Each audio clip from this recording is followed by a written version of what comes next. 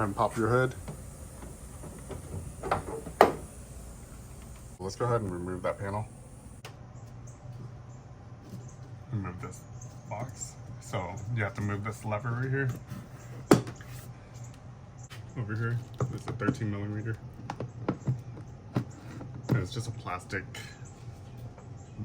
bolt that you rotate 90 degrees. This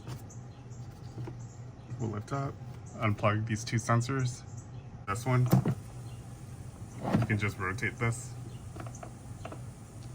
So it sits in there like that. Rotate it and lift it up. So we don't have to remove it off the tab.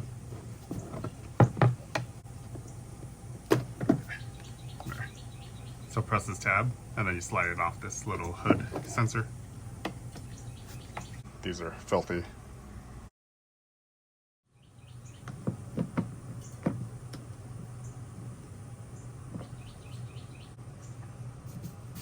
Let's slide this over. See that? This one doesn't have the two sensors, so you just lift this up. Our cabin air filters are changed like that. So I'll need to change these out as well.